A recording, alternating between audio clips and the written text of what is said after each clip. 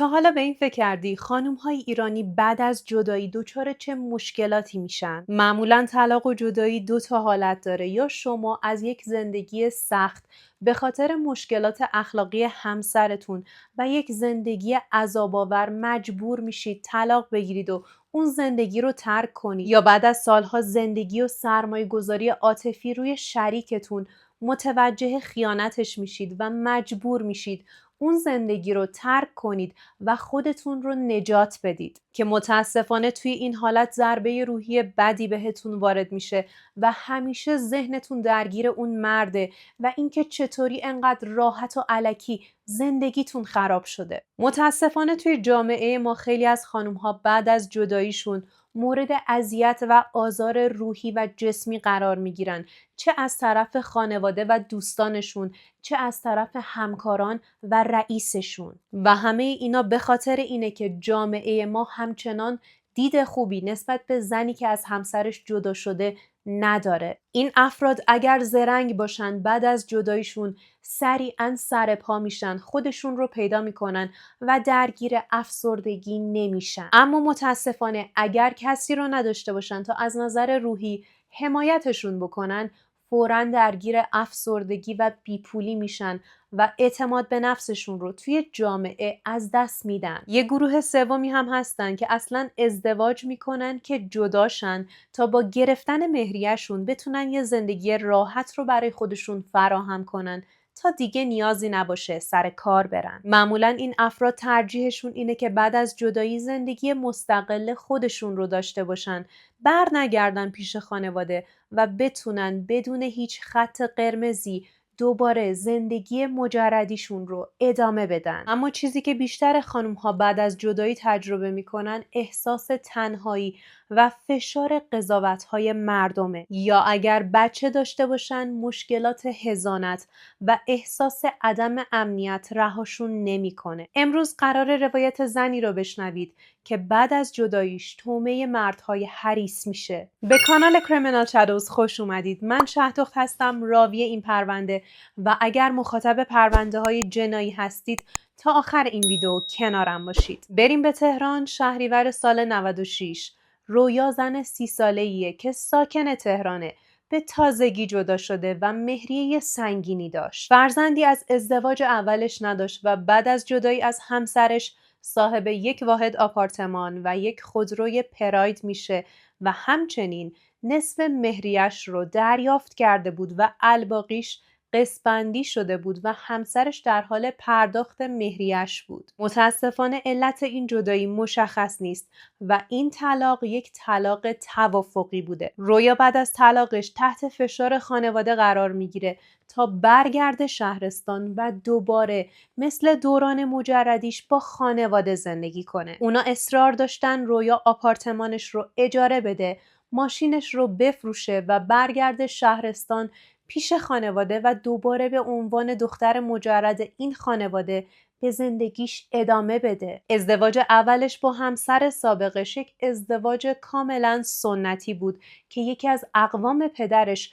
رویا رو به این مرد معرفی کرده بود تا شاید با ازدواج کردن با یک مرد تهرانی به تهران بیاد و عاقبت به خیر شه. اما اون ازدواج 6 سال بیشتر دوام نیاورد و اختلاف سنی رویا و همسرش 12 سال بود. همسر سابقش مدام توی سفر و مأموریت‌های کاری بود و همین یکی از بهانه‌گیری‌های رویا بود. بعد از جدایی خیلی طول نمی‌کشه تا رویا دوباره سر پا میشه و کلاً رابطه‌ش رو با خانواده‌اش قطع میکنه، چون احساس میکرد خانواده‌اش دنبال پولشن. حس میکرد برای آپارتمان و اموالش نقشه کشیدن تا اختیار آپارتمان و ماشینش رو از دستش در بیارن و دوباره اون رو به خونه پدری برگردونن تا بتونن دوباره براش یک لقمه جدید بگیرن و شوهرش بدن. خانواده‌اش کلاً دید خوبی نسبت به زنی که از شوهرش جدا میشه نداشتن و مدام بهش میگفتن ای کاش جدا نمی شدی،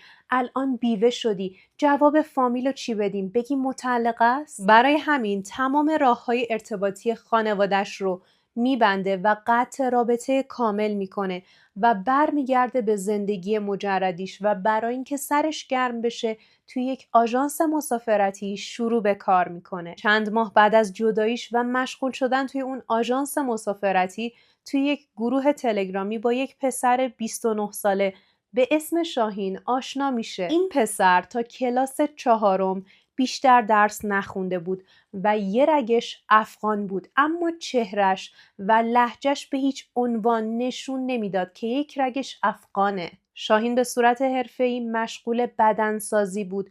از طرفی قبلا کارگری هم کرده بود، اما الان پادوی یک املاک بود و همچنین اون گروه تلگرام رو مدیریت میکرد که این گروه تلگرام در واقع یک گروه تلگرامی دوستیابی بود. بعد از ورود رویا به اون گروه تلگرام و چت کردنش با آدمهای مختلف، عکس پروفایلش نظر شاهین رو جلب میکنه. اما این باعث نمیشه که شاهین به خودش اجازه بده تا به رویا پیام بده، چون مطمئن بوده رویا ردش میکنه به خاطر سن پایینش. حس میکرد رویا هم مثل دخترهای دیگه به خاطر اختلاف سنی 1 ساله‌ای که با هم داشتن احتمالاً وارد رابطه با شاهین نشه.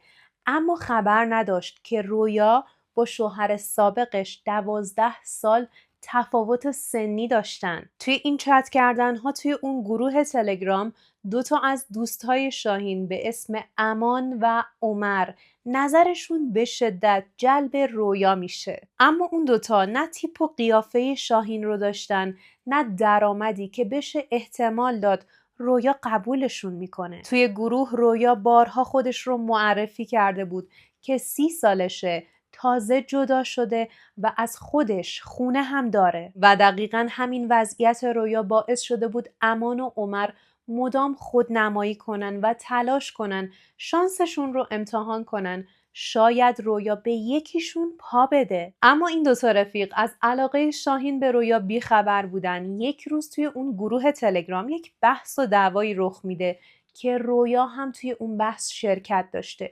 شاهین برای اینکه اون بحث رو تموم کنن به رویا مسیج میده و ازش میخواد توی این بحث دیگه شرکت نکنه و ادامش نده. همونجا سر صحبتشون باز میشه و این بار رویا عکس پروفایل شاهین رو به چشم خریدار نگاه میکنه و توی صحبت‌ها شروع میکنه به شاهین نخ دادن. شاهین از خدا خواسته پاش رو فراتر میذاره و این صحبت‌ها به یک قرار حضوری توی یک کافه توی غرب تهران کشیده میشه. رویا بعد از دیدن شاهین دیگه مطمئن بود که بعد از این مدت طولانی الان آمادگیش رو داره که یک رابطه جدید رو شروع کنه.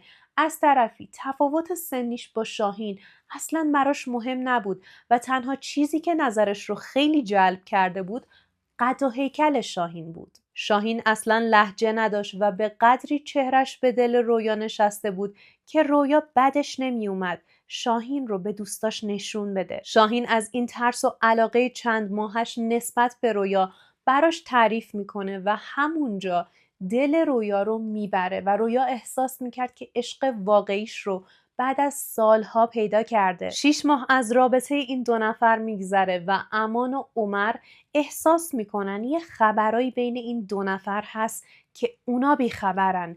برای همین یه روز با شاهین تماس میگیرن و ازش بدون رودرواسی میپرسن که رفیق خبری بین تو و رویا هست که انقدر توی گروه برات قلب میفرسته؟ از اونجایی که شاهین نمیتونسته چیزی رو از دوستاش پنهان کنه میگه بله، من و رویا 6 ماهه که توی رابطه ایم و رویا به قدری به هم اطمینان داره که کلید خونش رو در اختیارم گذاشته. این 2 نارفیقم آمار بیشتری از شاهین میگیرن و ازش میپرسن خونه مال خودشه یا مستاجره. شاهینم از روی سادگیش میگه نه، خونه مال خودشه، مهریش رو گرفته، این آپارتمان رو خریده، یه ماشین داره و ماه به ماه داره مهریش رو میگیره. خلاصه وضعش خوبه. هر جا هم که میریم رویا هزینه میکنه. جدیداً حتی به عنوان هدیه برام یه گوشی خریده. منم دارم برای ازدواج بهش فکر میکنم. به خیال خودش داشت پوز دوست دختر جدیدش رو به امان و عمر میداد. اما چیزی که عجیب بود رفتار عمر و امان بعد از شنیدن این حرفها کلاً باهاش عوض شد. بهش میگن این دختر به درد تو نمیخوره، مگه از دختری که توی گروه تلگرام با این همه مرد لاس میزنه زن در میاد؟ این زن بیوه است، دیوونه‌ای باهاش ازدواج کنی، وضعش هم که خوبه، ازش پول بگیر، دوستت هم که داره، هر چی بخوای در اختیارت میذاره، کلید خونش هم که داری، طلاها و ماشینش رو بردار، برو یه جایی که دستش بهت نرسه. زنه از تو بزرگتره، اصلا تو رو آدم حساب نمیکنه، در نهایت هر کاری هم که براش بکنی تو سرت میزنه. حرفای اون دوتا روی شاهین خیلی تاثیر میذاره و به این فکر میکنه که با پول رویا میتونم برم یه دختر 18 ساله‌ای باکره بگیرم، چرا با این ازدواج کنم؟ اما از طرفی هم تلاش میکنه جلوی این افکار رو بگیره تا روی رابطش با رویا تاثیر منفی نذاره و از دوستاش برای یک مدت طولانی دور میشه و حتی جوابشون هم نمیداده. اما کاملا بیفایده بود، چون امان و عمر ولکن شاهین نبودن و رابطه رویا و شاهین رو یک فرصت طلایی میدیدن برای اینکه بتونن اموال رویا رو صاحب شن. باز هم تلاش میکنن زیر پای شاهین بشینن تا این فرصت رو از دست نده و این بار موفق هم میشن و ستایی نقشه یک دزدی کاملا حرفه‌ای رو میچینن. رابطه رویا با همسایه‌های مجتمعی که توش ساکن بود فوق‌العاده صمیمی و نزدیک بود، در حدی که هر هفته دور همی میگرفتن یا از حال همدیگه با خبر میشدن. حتی اگر همسایه روبرویش چیزی درست میکرد، چند تا دونه توی یک پیش دستی میذاش و اونو میبرد در خونه رویا. یه روز همسایه روبرویش میره در خونه رویا تا از کتلت هایی که پخته بوده به رویا هم بده. توی این حین که رویا در رو باز میکنه و شروع میکنن با هم احوال پرسی کردن، همون لحظه شاهین کلید میندازه و وارد ساختمون میشه. این همسایه در جریان طلاق رویا بود، اما در جریان نبود که رویا وارد رابطه جدیدی شده. بعد از روبرو شدن شاهین و اون همسایه، رویا شاهین رو به عنوان نامزدش معرفی میکنه و از اونجایی که شاهین کلید داشته و سرزده وارد ساختمون شده بوده، اون همسایه هم به شاهین تبریک میگه و بعد از اون روز هم چندین بار شاهین رو توی پارکینگ و محوطه ساختمون میبینه و باش سلام علیک میکنه و بهش احترام میذاشتن، چون میدونستن شاهین به زودی قراره با رویا ازدواج کنه. از طرفی برنامه شاهین و عمر و امان این بود که یه روز شاهین و رویا برن دنبال امان و عمر تا 4 تایی با هم برن پارک جنگلی چیتگر پیکنیک کنن تا رویا بیشتر با دوستای شاهین آشنا شه. نزدیکای ساعت 7 بعد از اینکه کار رویا توی آژانس تموم میشه، حرکت میکنن به سمت پارک چیتگر. شروع میکنن به گشتن برای پیدا کردن یک جای دنج و خلوت لای درختها. اگر به این پارک رفته باشید قطعاً در جریانید که چراغ‌های پارک خیلی کمه. خیلی از مناطقش توی تاریکی محضه و به قدری خلوته که خانواده‌ها اون قسمت‌ها رو برای نشستن و تفریح کردن انتخاب نمی کنن. اما اونا میرن سراغ خلوت‌ترین قسمت پارک که هیچ نوری نداشته و از نور ماشین استفاده میکنن تا بتونن فضا رو روشن کنن و پیکنیک کنن. صبح 26 شهریور پلیس یه گزارشی دریافت میکنه از مردی که توی پارک چیتگر مشغول پیاده روی بوده، اما یه چیز عجیب لای درختها نظرش رو جلب میکنه. جلوتر میره، حس میکنه بدن یه زن رو روی زمین داره میبینه که آروم دراز کشیده و تکون نمیخوره و متوجه میشه با جسد یک زن جوون مواجه شده. بعد از رسیدن پلیس به صحنه و بررسی اون جسد متوجه میشن که این جسد متعلق به یک زن جوون 30 ساله است که روی گردنش آثار کبودی به راحتی به چشم میخوره. مشخص بود زیورالاتی همراهش بوده که به زور از گوش و دستش بیرون کشیده شده. جسد این زن به اینجا منتقل نشده، بلکه قاتل مقتول رو توی همین نقطه به قتل رسونده و بعد وسایلش رو دزدیده و صحنه جرم رو پاکسازی کرده. به قدری صحنه جرم رو خوب پاکسازی کرده بودن که پلیس نمیتونست مدرک خاصی پیدا کنه.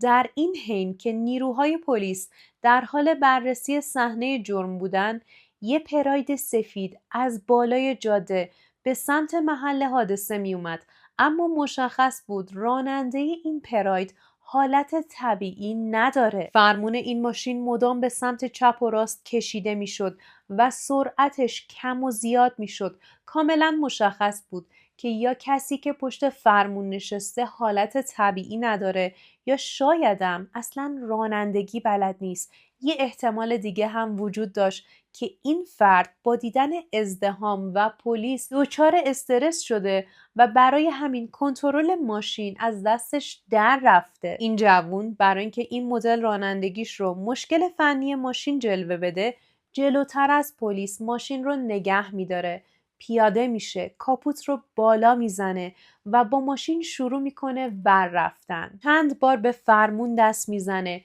چرخ‌ها رو چک میکنه و جوری جلوه میده که هر کس از دور اونو میبینه احساس کنه جدی این یک مشکل فنی بوده و اصلاً رانندگی این آدم مشکلی نداشته. پلیس میره جلو و بعد از احوالپرسی بهش میگه جوون مشکلی پیش اومده؟ اون پسر بیشتر هول میشه و دست باچه میشه و در جواب پلیس میگه نمیدونم ماشین چشه، فرمونش به چپ و راست میکشه. اون پسر از استرس حتی نمیتونست درست صحبت کنه. پلیس که این حال پسر رو میبینه احتمال میده 1% شاید این جوون در جریان قتل بوده یا لحظه‌ای که قتل رخ داده اون صحنه رو دیده، وگرنه دلیلی نداره که تک و تنها ساعت 10 صبح بیاد پارک و استرس و اضطرابش هم نمیتونه فقط از خرابی ماشین باشه. برای همین پلیس از این پسر مدارک شناسایی میخواد و این پسر ادعا میکنه که کیف مدارکش رو توی خونه جا گذاشته و این ماشین رو از دوستش امانت گرفته. پلیس استعلام پلاک ماشین رو میگیره و متوجه میشه که این ماشین متعلق به یک خانم 30 ساله به نام رویاست. با تلفن همراه اون خانم تماس میگیرن تا از صحت صحبت‌های این پسر مطمئن شن، اما متاسفانه گوشی اون خانم خاموش بوده. پلیس دیگه شک نداشت که این پسر یه ریگی به کفشش هست و با جسدی که هویتش مشخص نبود یک ارتباطی داره. به آدرس محل کار اون خانم میرن و متوجه میشن که رویا اون روز سر کار نرفته و همکارا و رئیسش هم نگرانشن چون سابقه نداشته رویا بدون اینکه اطلاع بده نیاد سر کار و گوشیش رو هم خاموش کنه. قدم بعدی خونه رویا بود. اون پسر رو هم بازداشت میکنن و به آگاهی میبرن. به آدرس صاحب ماشین میرن. زنگ واحد رویا رو میزنن اما خبری از رویا نیست. با همسایه ها صحبت میکنن که همسایه ها میگن دیروز ظهر رویا رو دیدیم اما دیگه خبری ازش نداریم. پلیس عکس اون پسر رو به همسایه ها نشون میده و ازشون میپرسه احتمالاً این پسر رو این حوالی ندیدید؟ همونجا یکی از همسایه ها به پلیس میگه این آقا شاهین نامزد رویا خانومه. پلیس اولین مظنون خودش رو پیدا کرده بود و متوجه شدن که جسد بی‌هویتی که توی پارک چیتگر پیدا کردن متعلق به رویای 30 ساله نامزد شاهینه. با افشای این حقیقت از طریق همسایه ها شاهین ناچار شد که دهن باز کنه و حقیقت رو به پلیس بگه. توی بازجویی اولیه شاهین به پلیس میگه مدتی با رویا توی رابطه بوده و رویا به تازگی متارکه کرده. زن پولداری بوده و قصد داشتن با هم ازدواج کنن. اما 2 از دوستای افغانستانی شاهین به مال و اموال رویا چشم داشتن و قصد داشتن اموال رویا رو بدزدن. روز حادثه با رویا به چیتگر رفتیم. امان و عمر هم قصد سرقت پولها و گوشی و موبایل رویا رو داشتن. با رویا درگیر شدن و با روسری اون رو خفه کردن.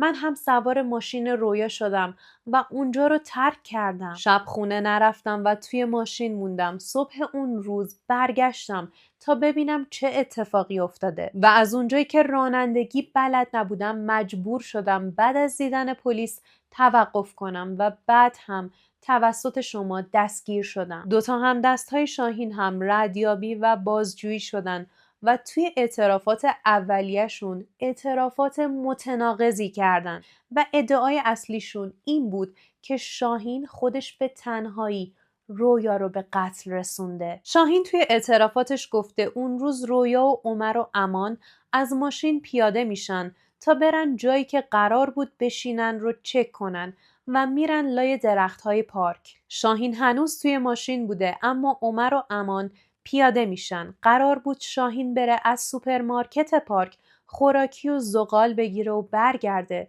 تا اونا وسایل رو پهن کنن. در نبود شاهین، امان و عمر به رویا حمله میکنن تا گوشیش رو ازش بدزدن، اما رویا با اینکه جسته ظریفی داشته تلاش میکنه در مقابل اون دو نفر مقاومت کنه. امان و عمر وقتی این مقاومت رویا رو میبینن شالی که دور گردنش بوده رو دور گردنش محکم میپیچن و به قدری فشار میدن تا رویا خفه شه. اون دو نفر کیف مدارک و طلاهای رویا رو بر میدارن و وقتی شاهین میرسه به اون نقطه متوجه میشه امان و عمر هراسون دارن به سمت ماشین میدوئن، اما رویا همراهشون نبوده و به شاهین میگن سریع حرکت کن تا کسی نیومده و ما رو ندیده و هرچی وسایل ارزشمند توی ماشین رویا بوده رو هم بر میدارن و به شاهین میگن فردا این ماشین رو آب میکنیم. ماشین فعلا دستت باشه،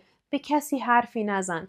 80 تو 20 ماه. بعد از گذشت یک هفته عمر مدارکی ارائه کرد که ثابت میکرد اصلا اون روز اونجا حضور نداشته و گفته از لحظه که متوجه شده این دو نفر قصد دارن چه نقشه شومی برای اموال رویا بکشن و دست به دزدی بزنن حتی سعی کرده اونا رو از این کار منصرف کنه و خودش هم با اونا همکاری نکرده. همچنین میگه شک نداره قاتل اصلی یکی از این دو نفره، اما نمیدونه کدومشون دست به این کار وحشتناک زده و بعد هم عمر با قید وثیقه آزاد میشه. بعد از آزاد شدن عمر الان شاهین و امان توی یک سلول نگهداری میشن که اصلا نمیدونم این کار اصولی هست یا نه، اما بعد از گذشت چند روز شاهین تقاضا میکنه با بازپرس پرونده صحبت کنه. شاهین گفت قصد داره جزئیات دقیقی از قتل رویا رو افشا کنه و ادعا کرد خودش به تنهایی رویا رو به قتل رسونده چون به شدت درگیر مشکلات مالی بوده و قصد داشته با فروختن ماشین و طلاهای رویا مشکلاتش رو حل کنه و امان و عمر توی این ماجرا دستی نداشتن و قتل رو الکی گردن اون دو نفر انداخته چون میدونسته اگر اون دو نفر متوجه بشن که پلیس پیگیرشونه خیلی راحت برمیگردن افغانستان و دست پلیس هم بهشون نمیرسه، اما خودش به این راحتی‌ها نمیتونسته فرار کنه. به نظر میومد شاهین داره حقیقت رو میگه، اما توی دادگاه بعدی بعد از اینکه توی جایگاه متهم قرار گرفت حرفای جدیدی زد که تعجب همه رو جلب کرد. شاهین میگه وقتی با امان هم سلولی بودم امان من رو تهدید کرد که اگر قتل رو گردن نگیری و نگی کار خودت بوده تو رو همینجا میکشم. به عمر هم پیام میدم حالا که خارج از زندانه بره سراغ خانوادت و اونا رو هم بکشه. در واقع از ترس جونش به خاطر اینکه با امان هم سلولی بوده صبر میکنه و سکوت میکنه تا توی دادگاه نهایی حقیقت رو جلوی همه افشا کنه و بعد درخواست میکنه که سلولش رو از امان جدا کنن. اما همچنان روی ادعای خودش میمونه و میگه من اصلا قصد کشتن رویا رو نداشتم و اون دو نفر بدون اطلاع من چنین نقشه‌ای ریختن و بعد از غیبت من استفاده کردن و منو فرستادن دنبال خرید خوراکی تا خودشون بتونن به راحتی جون رویا رو بگیرن و ازش دزدی کنن. حالا عمر چطور تونسته از زیر جرمی که مرتکب شده فرار کنه و چه مدارکی ارائه داده که صحتش هم تایید شده و بعد آزاد شده اصلاً مشخص نیست. قضات نتونستن با وجود این همه ضد و نقیضگویی شاهین و امان رأی نهایی رو صادر کنن. اما متاسفانه این 2 نفر قتل رو گردن نمی گرفتن و هر دوتاشون قتل رو گردن اون یکی مینداختن. با گذشت چند سال از این پرونده متاسفانه هیچ اطلاعات جدیدی از دادگاه نهایی و حکم نهاییشون منتشر نشده. احتمال اینکه هر دوشون حکم قصاص گرفته باشن زیاده. یکیشون به جرم قتل عمد و دیگری مباشرت در قتل و دزدیدن اموال مقتول. در اینکه شاهین بیگناه باشه شک داشتن، به خاطر اینکه اگر 1% مرتکب قتل نشده باشه بدترین کار رو کرده. رویا رو فریب داده با وجود اینکه میدونسته امان و عمر قصد دزدی اموالش رو داشتن. دوست دخترش رو با 2 مرد ناامن برده بیرون و اجازه داده اینا با هم تنها باشن. در مورد امان هم میشه گفت فکر این دزدی از امان شروع شده، از لحظه‌ای که متوجه شده شاهین و رویا توی رابطن. ما در مورد عمر به قطعیت نمیشه چیزی گفت چون مشخص نیست چه مدارکی ارائه داده که صحتش هم تایید شده و میشه قبول کرد تا حدی که اون روز توی صحنه جرم حضور نداشته. یه احتمال دیگه هم وجود داره که کسی که برای خرید به سوپرمارکت پارک رفته بوده عمر بوده نه شاهین و رسید خریدها و شهادت اون صاحب سوپرمارکت تونسته عمر رو نجات بده. پس احتمالاً اون 2 نفری که کنار رویا موندن شاهین و امان بودن. به نظر شما کدومشون قاتل اصلی بود؟ من به شخصه با دوستی 2 نفر به هیچ عنوان مخالف نیستم، اما به این معتقدم که باید درست انتخاب کنی و شناخت آدما